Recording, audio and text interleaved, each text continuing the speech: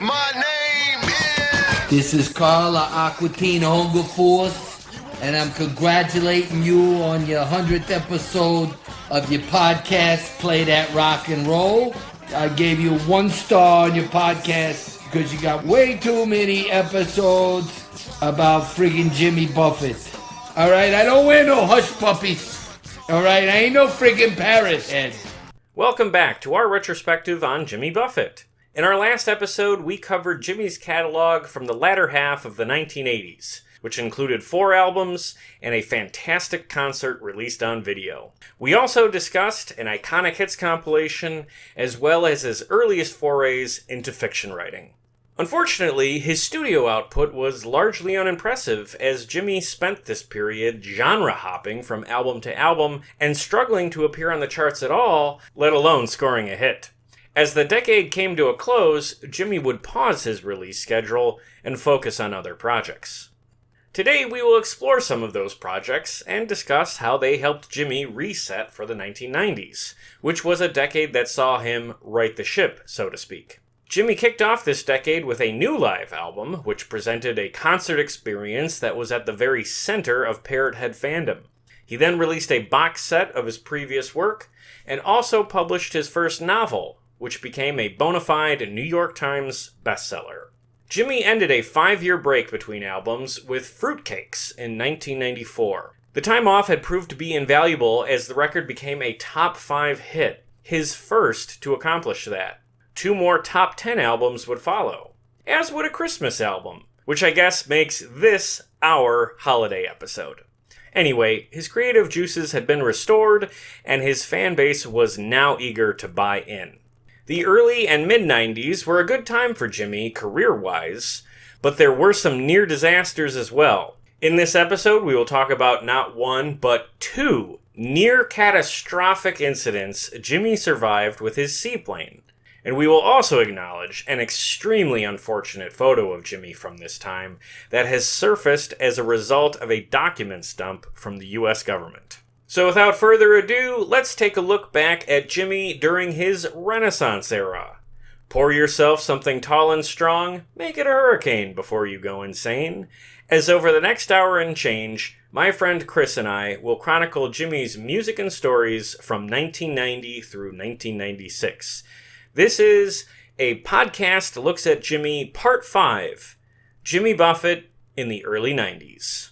That is the sweet sound of the live version of A Pirate Looks at 40, which is from Jimmy Buffett's 1990 album Feeding Frenzy, which is the first record we're going to talk about today. On our last episode, we covered an unfortunately rather unimpressive studio run from Jimmy in the late 80s. A series of albums that we weren't particularly enamored with, but a handful of gems, a handful of songs that we enjoyed at least. We also covered a fantastic live concert that he released on video called Live by the Bay, and that really illustrated how the late 80s was the period of time when Jimmy transitioned from being a studio act to primarily a live act. His reputation was much more about his concerts than his records. And we also talked a little bit about his appeal to so-called yuppies.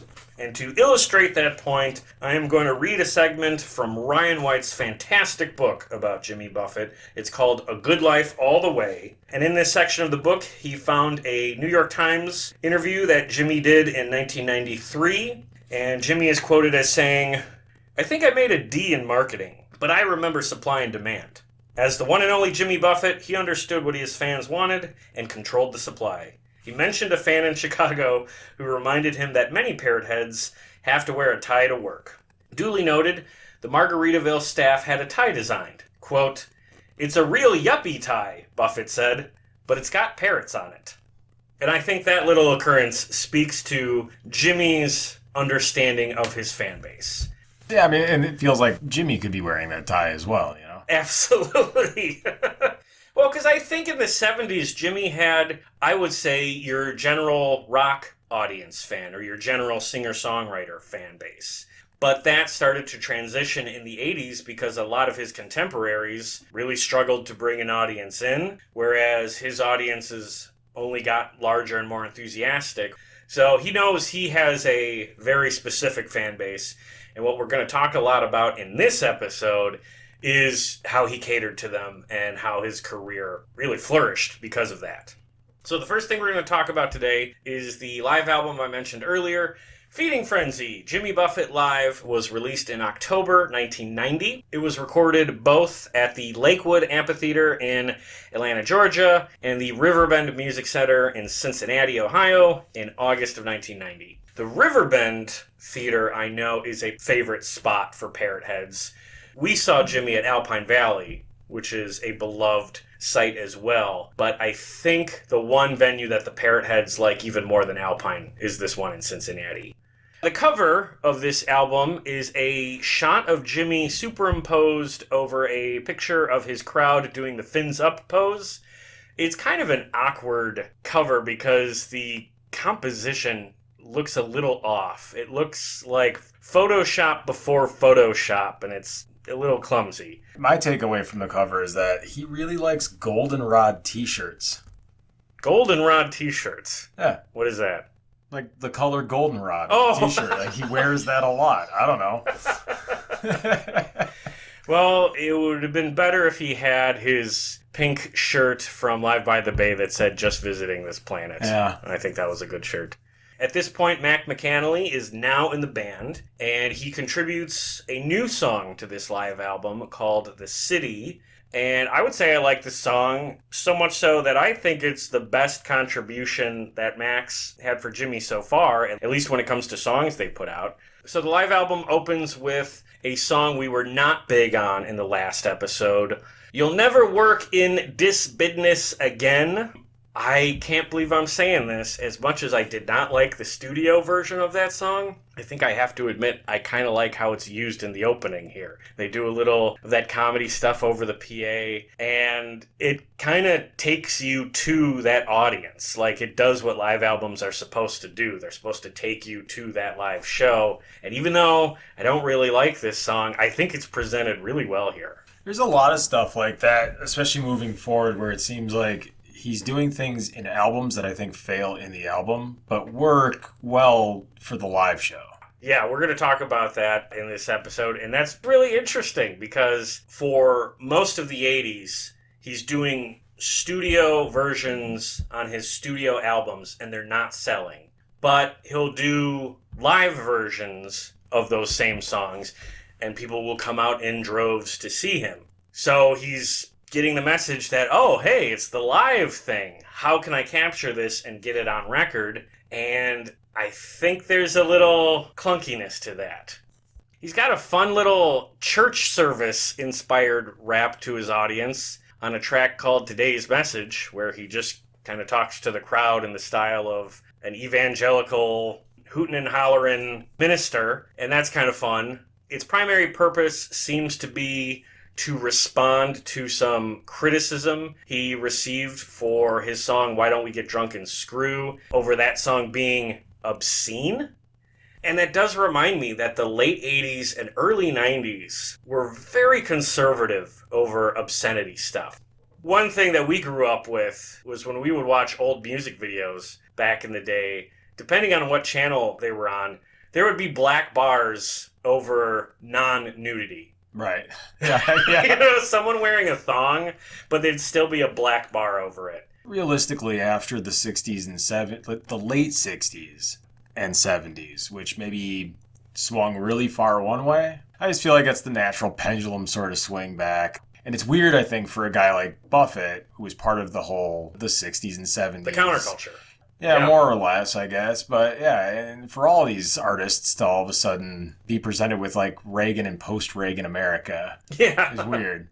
At a time where, you know, when he originally wrote the song, he was making fun of country music. And that subtext is totally gone. Yeah. Where there's so much cultural outrage about quote-unquote obscenity that people managed to dig up this song and complain enough that he heard about it and now feels obligated to address that criticism in concert. The culture war has always been here, I guess. Yeah. And then the title for Why Don't We Get Drunk and Screw on the album is not that title. It's titled A Love Song from a Certain Perspective. Yeah. Do you think that was to avoid like an explicit lyrics?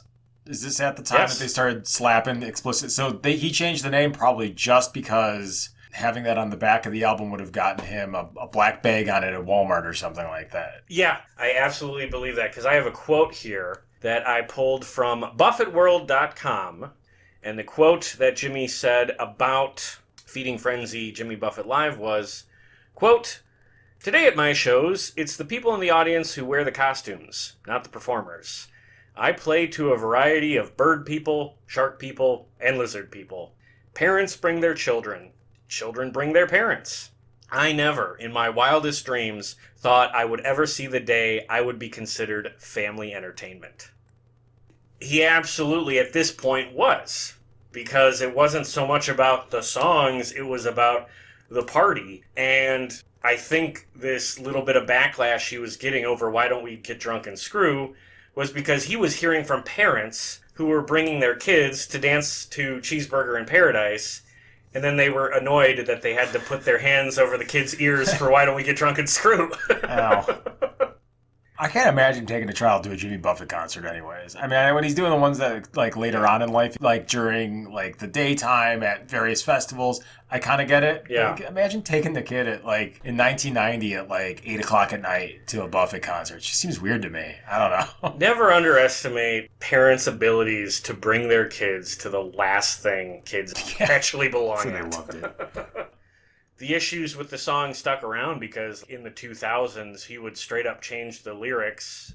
If he knew he was at a family-friendly event, he would sing, "Why don't we drink milk and moo?" Yeah, no, I like that. Yeah, it's kind of funny. It's also ridiculous that you would have to do that at some point. A couple other notes about that live album. As we've been mentioning about the other live albums he put out in the past, no salt, salt, salt chant in this version of Margaritaville, but there is the hang on, hang on, hang on. So the live version of Margaritaville has not reached its final form, but it is getting close. And my only complaint about this album is it's recorded in 1990. Why wasn't Take Another Road in this set? That's his best song from the late 80s, and it's not here. You'll Never Work in This Business Again is here, but not Take Another Road, which is a fairly thoughtful song. I would have liked to have heard a live version of that.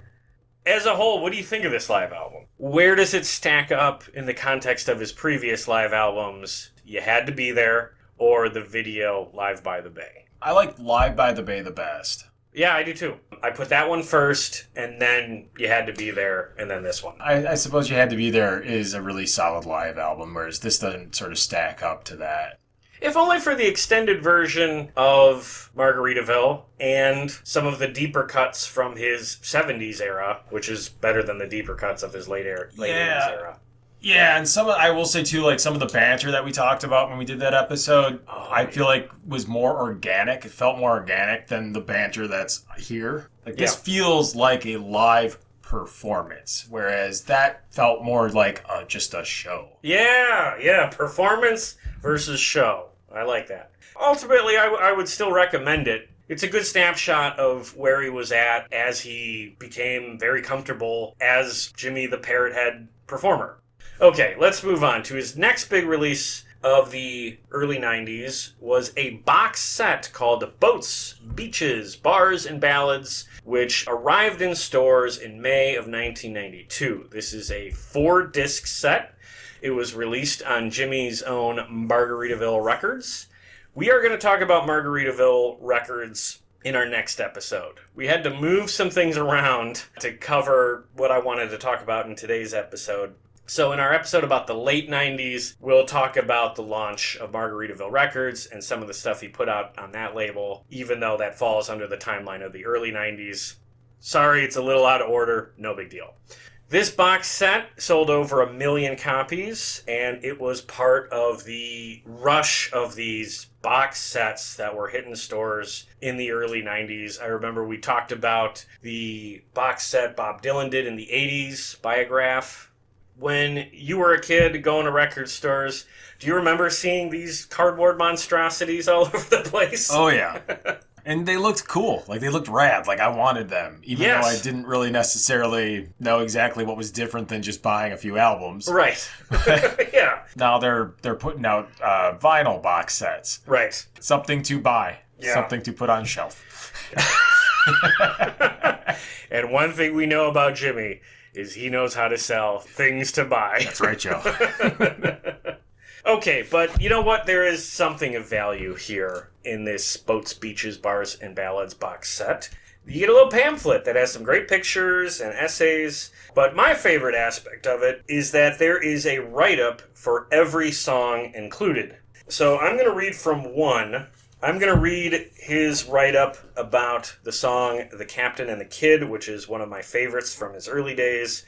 Quote, "This song is obviously about my grandfather, and it means a lot to me. It was written shortly after he died. I like to tell this story about the song and why I do not pitch my material to other people. I was living in Nashville, trying to eke out a living, and I spent a brief time trying to peddle my wares door to door to record producers. One day, I was playing a batch of new songs for this guy, and he stopped the tape at the end of the song, which I took to mean that he had more than casual interest. He said, 'This is a great song, but you have to change the ending. It's too sad for the old man to die.' I was shocked. 'I can't do that,' I told him. 'Why?' he asked incredulously. 'Because he did,' I answered and walked out. I never pitched another song to anyone again." I think that's an interesting story. It's a look at show business and how it dehumanizes people, and it's a testament to him standing up for his art. So, which one are you going to read from? So, obviously, a lot to choose from, and he's got some songs that I think are legitimately, they're well-written, well-crafted songs that are, emotional. He's got his little ballads, but me, I'm going Boat Drinks. Boat Drinks! It was February in Boston, and I was cold and wanted to go home. Rum and tonic was the antifreeze, and the newspaper was full of ads for warmer climates. I was in a place owned by Derek Sanderson, who was a very famous player for the Boston Bruins in the 70s. I came out of the bar and couldn't find a cab except for the one that was running in front of the nearby hotel. There was no driver in it, and I was too cold to care about the consequences. There is an old Navy expression which says, "Beg forgiveness, not permission." I hopped in and drove the cab back to my hotel. I did leave the fare on the seat. See, these two songs speak to, the two Jimmys. Yeah. The songwriter Jimmy and the parrot head Jimmy. That's excellent. So, Jimmy released another project in 1992. Anything but new music at this point. Instead, it was a new book titled Where is Joe Merchant? And this became a #1 New York Times bestseller. It's his first novel. And again, it's material for his fan base that goes beyond just music. I have not read the book, so I can't say if it's any good or not. I am mildly curious because it is one of those books I've seen over the years, not just in used bookshops, but in airports. Yeah. You know how people write continuing fiction for Conan the Barbarian, Sherlock Holmes or Tarzan or these? What would be pick up Joe Merchant's stories? Just start writing Joe Merchant based on the characters created by Jimmy Buffett. Get the estate to sign off on it. That'd be great. That would be great. A pulp novel series of Joe Merchant books. They couldn't be this long though. They'd all have to be 200 pages and sold in truck stops. But that could be fun. No matter how you sold it, somewhere up there, Jimmy would be smiling down on you. Hey. So if this podcast doesn't work out, we'll get to work on that instead. Also in 1992, a second Margaritaville restaurant opened. This one was in New Orleans. Unfortunately, it closed in 2015. So when I visited New Orleans in 2018, I wasn't able to go there, but I absolutely would have liked to. And in future episodes, we'll talk about our visits to various other Margaritavilles. But I think it's time that we stop dilly-dallying and talk about the actual records he put out in the mid-90s. Because one thing we should note here that's different from our previous episodes is that I've just covered about 5 years of no new music. at least as far as studio albums go. And we have not seen him take a break like that in any of our episodes yet. He has always been a new album every 2, maybe 3 years guy. Like, he has a very consistent release schedule. That's why we've had to break these episodes up into twice a decade episodes, because there's too much material to talk about. Like, he has a very deep discography. And I think that was actually the main problem that we had with the music he put out in the last episode in the late 80s. I think that release schedule caught up to him and was just grinding him into dust, and he just didn't have anything left in the tank, and the albums suffered because of it. So finally, he's had a much-deserved and much-needed break for an album he would put out in May 1994 called Fruitcakes. And I am relieved to say that that break did him some good. Oh, yeah. And not just good when it comes to the quality of the music, but some surprising success here. All these other projects we've just been talking about did very well for him in the sense that they kept his profile up. So people knew what he was up to. And there was interest when he's back with the new album. It's a sort of a comeback. So Fruitcakes reached all the way to number 5 on the Billboard album charts, which is his first ever top 5 album. Now, none of the singles here did any kind of numbers, but the Parrot Heads were buying the CD. Like, the Parrot Heads found their wallets. They finally went to the store and bought his new music instead of just another copy of Songs You Know by Heart. There's also something to be said for, like, they had 5 years to save up money for the new album. You know, I mean, it's easier to part with money for the new Buffett album when you're only getting one every 5 years instead of one every year, basically, for a while there. Absolutely. Yeah. That was a change of philosophy for the whole music industry around this time, is that you do not need a new product every 2 years or every year. You need some time to garner up interest and then do serious big numbers once every 4 or 5 years. So this formula definitely worked for Jimmy. So the title track was a minor hit, at least on the adult contemporary charts. And that song is a fun one. It's got a great little music video, and it's all about how people are all a little weird, and we're all different, and those differences are good. It's like his melting pot anthem, which is very apropos for the 90s. My favorite part of the music video is that Jimmy is rocking a skullet. Do you know what that is? I can envision it, I think. Yeah, it's a mullet, but when you're bald on top. It's long hair coming down the back of your head, but there's no hair on top. And I can say that. I call that the Crypt Keeper. Yeah. You know that. Yeah. Well, I gotta say, like, him and Phil Collins are like the two bald guys out of the 80s and 90s who were just defiant about not giving it up, not doing the buzzed look. They were just like, nope, I'm bald and you're going to deal with it. And as a bald man, I love that. They really leaned into the whole, see, it means I have a lot of testosterone. That's what that means. You don't lose that much hair unless you're full of tea. It's true. All right, let's talk about some of the music here. A couple of my favorite songs from him in this stretch are on this album. I really like Six String Music and Quietly Making Noise. Both of these songs seem to be him embracing his new role as like a legacy artist or an elder statesman of music. He's obviously not chasing the Hot 100 anymore, which is a good thing. What are some of the songs from the Fruitcakes album that stand out to you? The title track, I think, is really great. Yeah. I loved Vampires, Mummies, and the Holy Ghost. Yeah. Okay, talk about that one for a bit. It's just a fun song. I did not look to it for any sort of lyrical depth. To the point where, you threw out an explanation for what you think the song is about, a little bit, maybe. Yeah, he's saying he's afraid of vampires, mummies, and the Holy Ghost. Is this the return of Jimmy's anti-religious streak? We opened this series by talking about his song, The Christian. But is he saying he's only afraid of vampires, mummies, and God?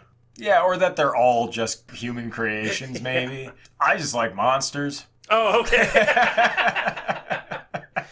Is that a good one for a Halloween playlist? Yeah, why not? Sure. Of all Jimmy's songs, it's probably the only one that you could put on a Halloween playlist, It's the only spooky song. Yeah. Spooky Jimmy. Which is weird because pirates are spooky. Pirate stories are often spooky. Why do we only get one and it doesn't even have a ghost pirate? I should have a ghost pirate song. That's actually a great point. Yeah. There's a lot of material there. Mm-hmm. I think one of the major appeals of this album is that the studio production is so much better than what we had been hearing in the late 80s. That late 80s stuff was very dated. It's of that period where you had a bunch of middle-aged rock guys who were dabbling with synthesizers and not playing them right at all. And Jimmy did not escape that. A lot of that stuff sounded really clunky. I keep using the word crapola.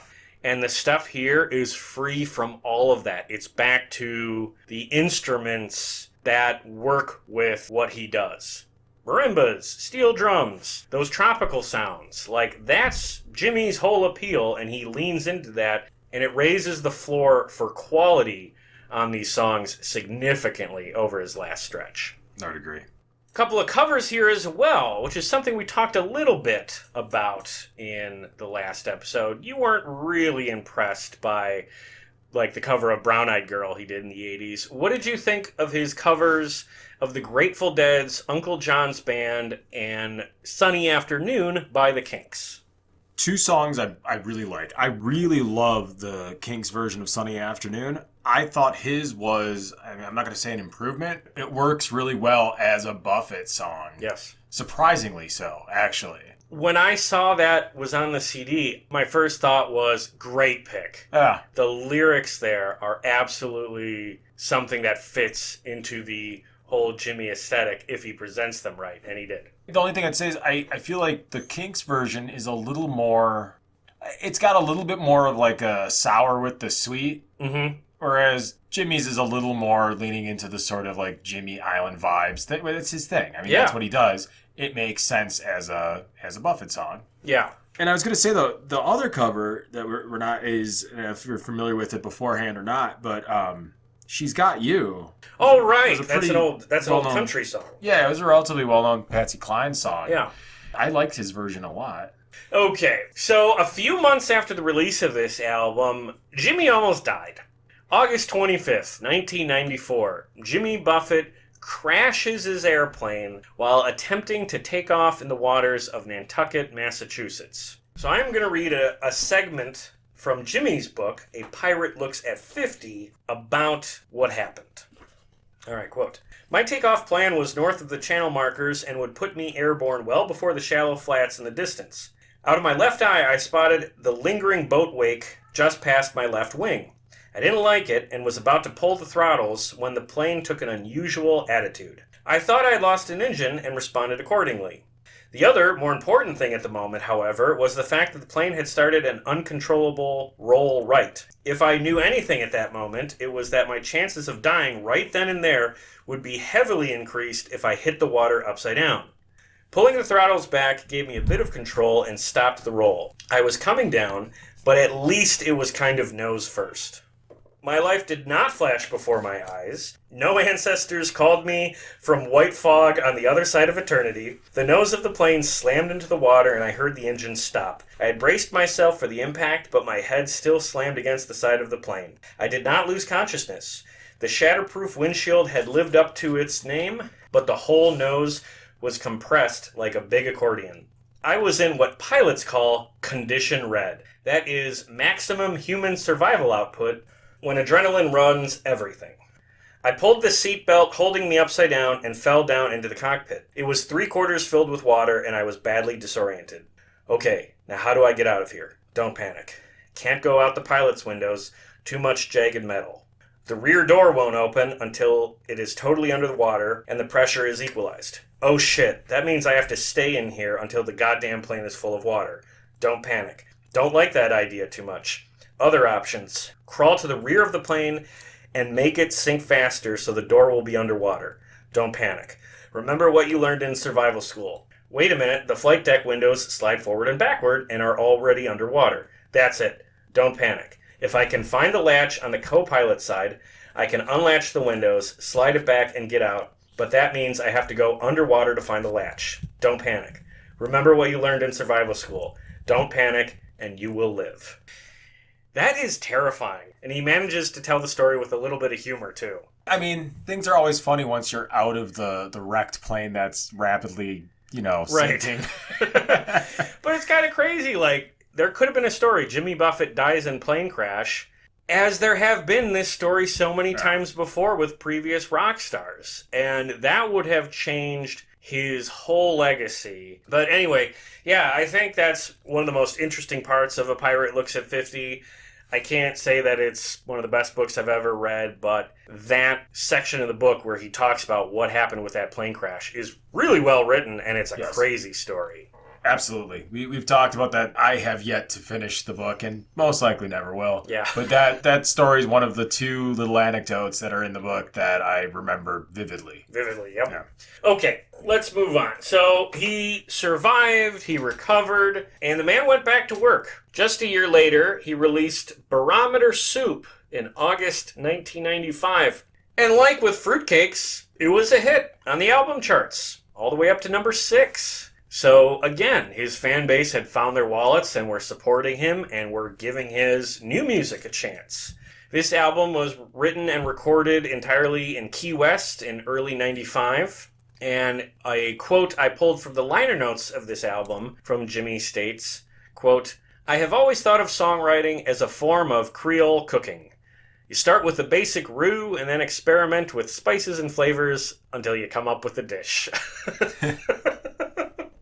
I always think stuff like that is interesting. I like when songwriters describe their process. I feel like writing is different than other artistic mediums in that if I say, like, if somebody's a wonderful visual artist, obviously they probably have like really good drafting and drawing, and you can look at it and you're like, that individual, I can see why they're a better drawer than I am. Yeah. Or a better painter or whatever that is. Yeah. Right? When it comes to songwriting or novels or anything like that, it's difficult sometimes to actually understand from a process perspective, like, why that's so much better than anything I could do. Yes.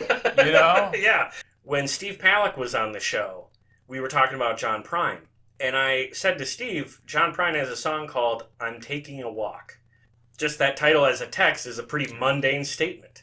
But I love that song, and it's hard for me to explain why. And Steve Palick said, well, if you or I write a song called I'm Taking a Walk, it's going to be really fucking boring. It's not going to capture an audience. It's not going to be interesting. But if John Prine does it, it's going to have the impact that it had on you, and that's what makes him a great songwriter. Yeah. All right. Barometer Soup. Couple of songs on here worth pointing out. He's got one called Bank of Bad Habits, and that one I noted because it made me laugh. He was like doing a version of the Ten Commandments, and at one point he goes, "Do not eat thy neighbor's wife's popcorn." Yeah. And that caught me off guard, and I got a chuckle out of that. And the 8th deadly sin is pizza. Yeah. It's that damn good. I get it. Yeah. It was released as a single, but it didn't chart. So again, we're here in an era where Jimmy is selling CDs to his fan base, and he's not chasing the radio. A couple other highlights. I thought Remittance Man was an interesting song. I think, this album has Jimmy the comedian, but songs like Remittance Man show that we also still have Jimmy the storyteller. And that song was inspired by Mark Twain's Follow the Equator. Mark Twain is a huge influence on Jimmy Buffett. There are references to Twain all through his catalog, and we didn't really drill in on many of them, but the more I read about Jimmy, the more I realize how much he loved Mark Twain, how much he read from Twain. Yeah. Twain, Hemingway. Yep. He drops a lot of Hemingway notes. His buddy Hunter S. Thompson. Yeah, you got Dr. Thompson. Yeah, and then also to continue it, you got the Ballad of Skip Wiley, which is based on the book Tourist Season, which is a novel by Carl Hiaasen. I've never read it. So do you know what it's about? It's about an eco-terrorist. He's an eco-terrorist. Yeah. So for those who don't know, what is an eco-terrorist? Well, it's somebody who attempts to protect the environment with terrorism. So real bad guys. The worst. Sort of the Earth First movement in the 70s or whatever. It is weird to see him sort of glorifying that and even saying in the song something to the extent of like everybody's hero, the eco-terrorist. Yeah. When this is before, so Earth Liberation Front in the late 90s or early 2000s ended up being rounded up as like the largest domestic terrorist organization. And they were all prosecuted and that was all broken apart and there's no more Earth Liberation Front. Anyways, it's just interesting to see him a guy like Jimmy Buffett in the mid-90s singing a ballad about a character who is an eco-terrorist. Taking a stand, which is something that we've talked a little bit about, but Jimmy is not afraid to put his politics in music. It's not on the nose, usually. It's not beating you over the head with it. But again, this is a guy who helped launch the Save the Manatees campaign. This is a guy who was very politically active and definitely had some deeply held beliefs, particularly about protecting the environment and protecting animals. Okay, what are some other songs here that you noticed? His cover of Mexico is very good. Mexico, which was originally written by James Taylor, very much a contemporary of Jimmy's back in the 70s. This is, again, a good pick for Jimmy to cover because he's all about singing about exotic locales, which Mexico qualifies for if you're here in America. And it's a loving song about a great place to be. One other interesting thing about that song is that Jimmy does some talking on the back end of the song where he's just kind of riffing. And it's trying to be funny, and that's fine. But I thought that was interesting because it totally predates what he would eventually do with Alan Jackson on It's 5 O'Clock Somewhere. He does a lot of that in this stretch. There's a lot of him just talking on these albums. He seems to be sort of converting the feel of the live show into the studio. He's bringing it into the studio, which is sometimes successful, it feels like, and sometimes it seems a little off. Yeah, there's something to that. There are points where I think it works, and there are other points where it just doesn't translate as well. Any other highlights from Barometer Soup? No, I don't think so. Overall, again, another solid outing. I don't think quite as good as Fruitcakes, but just fine. Okay, so shortly after the release of that album, in January of 1996, we have another plane story, the so-called Jamaica Mistake. Get this, Jimmy was hosting U2's Bono and Bono's family on his plane, and they made an unplanned landing on the Jamaican coast. Jamaican authorities mistook the plane for a plane of like a drug runner and promptly opened fire on it, shooting a number of holes into the fuselage. Eventually, they figured out something was wrong, and they stopped shooting, and Jimmy ran over and, screamed at him. Yeah. Understandably so. But how fucking crazy would it have been if there was a news story that said, Jimmy Buffett and Bono killed by Jamaican military? What do you think the chances are that that there's an actual drug runner who also had the bald head with the mullet? I feel pretty good, right? Like, there was he might have bore a resemblance to a drug runner. There he is. No, I said that wrong. There he is, man. Got it. Nailed it. Nailed it. I think Bono also looks like a skeezy drug dealer too, with the slick back hair and the sunglasses. Bono Man. Bono Man. Instead of the Jolly Man, you'd have the Bono Man. Oh, Jesus.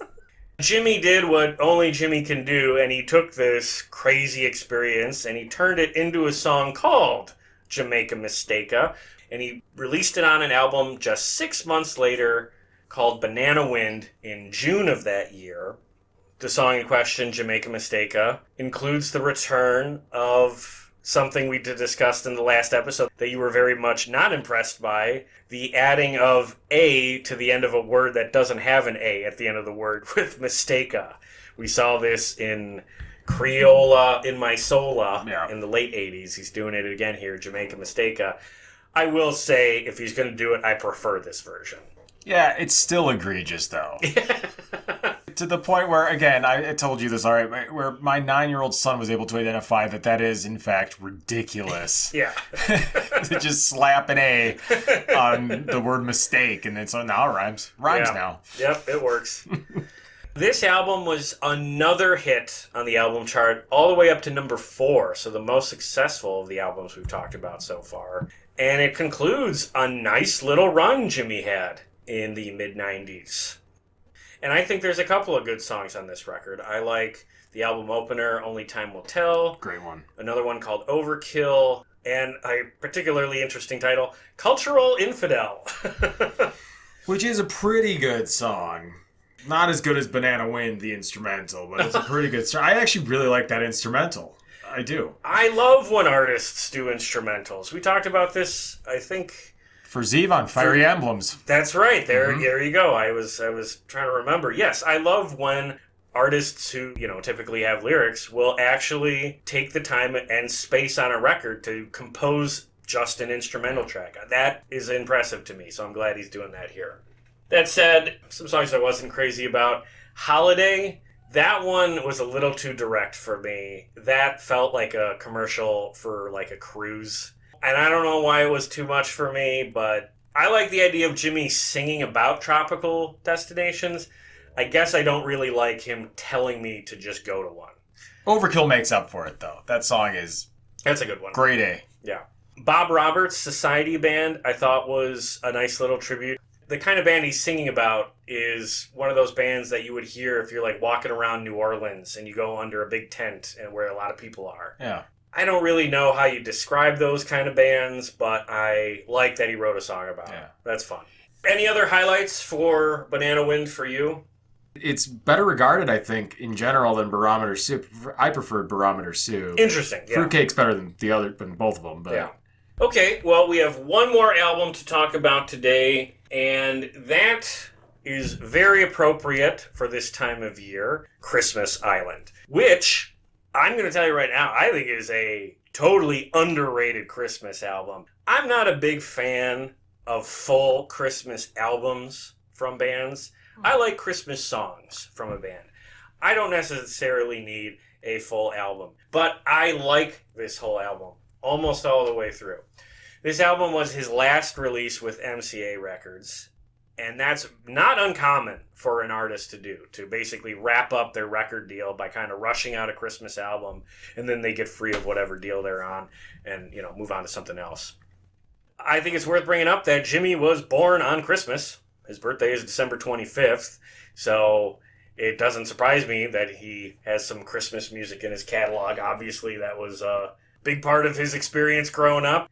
Somewhere I found a quote of him talking about being a kid with a birthday on Christmas or in December and immediately being irritated by that scam of relatives being like, here's a present, it's for your birthday and for Christmas. Yeah. And he talked about how his mom was very much on guard about that and would let people know, no, you get him 2 gifts. Yeah. It's his birthday and it's Christmas. So I think that's funny because my brother was born in December and he absolutely had to deal with that shit too. My son's in January, so he gets a little bit of that depending on, how often we see people and stuff. So, yeah. Okay, so let's talk about the album. I found a quote. I think this is from the liner notes. Christmas Island is a collection of songs not ladled over with sugar sentimentality and not too far out there in strange corridors down which my mind sometimes wanders. And I hope it is what you would expect from the Christmas war baby turned island boy. And I think Jimmy puts it very nicely there. To start, I'll say I like the composition of his version of Jingle Bells, which is a sentence I never thought I would say, because before this I never thought I would say I would like a version of fucking Jingle Bells. Yeah. It's interesting. Jingle Bells, not a Christmas song. What do you mean? It's like a Thanksgiving song originally. It's a holiday song. It's not it's the same thing as like Dean Martin doing what is it, Marshmallow World or whatever. Okay. So you're saying another piece of culture that has been completely eaten by the Christmas holiday? Christmas is like the monster in Stranger Things. It just gets its tentacles into fucking everything and it eats it. Baby Jesus sure is hungry, Joe. Okay, so what works about this version of Jingle Bells is that he slows it down and it's got this ho ho jingle bells breakdown on the back end of the song. I think that's really good. If you're gonna do Christmas music, do something unique with it, and that's the kind of stuff that makes this album worthwhile. 100%. The fan favorite here seems to be A Sailor's Christmas, which is a Jimmy original. My favorite here is also a Jimmy original. It's Ho Ho Ho and a Bottle of Rum. Rum spelled R-H-U-M. I talked about that song on the 2024 holiday special of the Songfacts podcast. That was a lot of fun. And Songfacts just posted their 2025 holiday special. I was on that as well with a different Christmas song. I would recommend you check that out. Link is on my social media. What are some of the Christmas highlights for you on this album? Well, we agree on Ho Ho Ho and a Bottle of Rum. Hell yeah. That's easily the best thing on the album. Yeah. Now, RUH rum, that's a rum from a specific part of the Caribbean. That's why it has the H Is in that... it. Oh, okay. It's not a typo if you download the track. And I assumed it was just him like that was an old-fashioned or like antiquarian yeah. spelling of rum, and he was using it because, like, you know, it's Christmas and people like to do old-fashioned-y crap for Christmas. Run, Rudolph, Run was fine. I liked it a lot. I thought so. That's the one where it's just like Bryan Adams has a version of that song. Bon Jovi has a version of that song. I think I've just heard too many different versions of that song. I will say I did love Up on the Housetop, his garage sort of surf rock version of it. I really liked, but he just can't stay out of his own way with doing unnecessarily cheesy stuff. Yeah, see, this is the one I had to highlight as the most frustrating. I'm on the same page as you. The singing is presented very well. The production is good. But he does a lot of, like, little jokes where he's, like, talking and doing, like, a surfer bro accent. A whip that cracks, and I don't know what else to say. It's cringe. Because it's already goofy, because he's doing, like, I mean, he doesn't really do surfer rock, despite being, right, we'll say, beach adjacent. So there's no reason for him then to, like, lean so heavily into it, and all of a sudden, the cowabunga, man. Like, okay.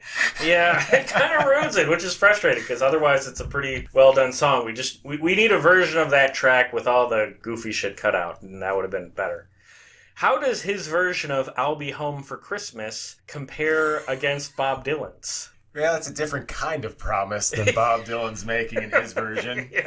For those who haven't heard it, how did you describe the version of I'll Be Home for Christmas on Bob Dylan's Christmas album? Like it's a threat. Like he's getting out of jail. Oh my God, yeah. Ultimately, I think this is a pretty good mix of Christmas classics and also obscurities and originals. And it's the rare Christmas album that I think is worth it all the way through. Maybe a couple of stumbles, but by and large, a pretty good collection of music. One last original here on the album, the title track, Christmas Island. Did Christmas Island make you think of any other islands? Well, Joe, if I may.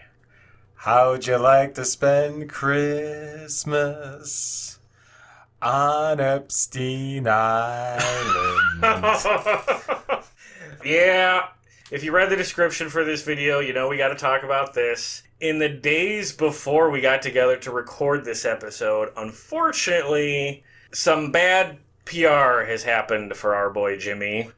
As a result of this Washington brouhaha that's going on right now over Jeffrey Epstein, a new batch of documents and files and photographs have been released to the public, and the media ran with them, of course, because there's pictures of this horrible sex trafficker, Jeffrey Epstein, with a bunch of famous people. And I hate to acknowledge this, but it's true. There is a photo that features Jeffrey Epstein, Ghislaine Maxwell, their good buddy Bill Clinton, and sadly, our boy Jimmy Buffett and his wife Jane. That's a bummer. You know, it's been said before, but they not like us, Joe. Yeah. Yes. The photo is believed to be from a 1995 Clinton fundraiser. As we talked about a little earlier, Jimmy was much more politically active than some of his fans might realize. Shortly after he died, political strategist James Carville was on Bill Maher's podcast, and he described Jimmy as a good Democrat, which coming from him means Jimmy gave the Democrats a lot of money. And also, they're both Bayou guys, you know. And bald guys. They're bald Bayou guys. Bald Bayou. Okay, James Carville, that's right. Yes, that is true. But yeah, this one photo, Clinton's in the middle, Epstein and Maxwell on one side, Jimmy and Jane on the other. Very unfortunate. And also unfortunate, the Buffett estate has not put out any statements trying to clarify the context of this picture or make clear that they weren't actually friends with Jeffrey. Because here's the thing. I posted this on social media. I don't believe for a second that Jimmy Buffett had anything to do with the shit that we are learning about Epstein as far as sex trafficking and his island and all that horrible shit. It's still disheartening to see this photo, and I think the obvious story here is that both of these guys are super rich, and both of these guys did work that benefited Bill Clinton, and Epstein was friends with our current president as well. And it's more a comment about where these rich people socialize. You know, if you read A Pirate Looks at 50, Jimmy comes across as spending all his free time on the water fishing by himself, or flying his plane, not being a passenger on a different plane. Like, that he's always on vacation, and I think that's a very comfortable narrative for his fan base. But the reality is, for guys at this level of money, they are doing things to either make themselves more money or to use their money to help their powerful friends. And that's not necessarily evil or insidious. But if you're doing that, you are going to run into some evil and insidious people, and I think that's what happened here with this picture. That was my impression of it as well. Yeah. That simply, that's the circle he runs in. I mean, you're going to get in pictures with people. It doesn't mean that you're aware of or condoning everything else that comes along with that person. I think it would just be nice if his estate made some kind of statement about it. But you made the point that in one of the articles that you saw, they didn't even identify it as Jimmy Buffett. It was such a non-story for them. They're like an unidentified couple. That's a good point. So in the rush to cover this story of this Epstein documents dump, a bunch of publications have shared this picture specifically because Bill Clinton's in it. Yeah. And they want to, appropriately so, tag Bill and Epstein together. But in the rush to label the picture, so many of these websites are taking the photo as Jeffrey Epstein and Ghislaine Maxwell alongside President Bill Clinton and unknown couple or unidentified couple. And there's a part of me that's like, come on, you don't know who Jimmy Buffett is? You don't recognize Jimmy Buffett? Give me a break. But I think that speaks more to how these publications in mainstream media rush to get the story out, not to get the story right. Yeah. It's just unfortunate. It's just unfortunate the photo exists because you're going to have a bunch of free thinkers and detectives on social media connecting the dots. And, you know, there's people out there who think Tom Hanks is some sort of evil, you know, pedophile too. And now Jimmy's going to get dragged down into that sludge of conspiracy bullshit. What you do need, though, I think, this is, I'm not telling you how to operate your social media empire that you have here, Joe. But I think it'd be great if you, underneath the picture of him with Epstein, you had the meme of Charlie from Always Sunny. Oh, in Philadelphia. Yeah. And he's pointing at it, and on the board is like the lyrics from a bunch of Buffett songs that talk about like 15-year-old girls. Oh no! with the yarn connecting them, and then a picture of Epstein there. Yeah. Like, with it. Yeah. Livingston Saturday Night. Oh, and you remember the one we talked about? Please take your drunken 15-year-old girlfriend home. Yeah. Yeah, those lyrics aged like milk. Barefoot children. Oh, Jesus Christ. So, yeah, unfortunately, we're probably going to see social media posts of people doing exactly that. The same guy who wrote this song, here with Epstein, and it's all garbage. So, to wrap up here, I think this stretch of the early mid-90s is a huge improvement for where Jimmy was at in the late 80s. I think he was really struggling as far as his studio output goes in that stretch, because in this run, his songwriting very much has improved. I think that's a direct result of the break he took.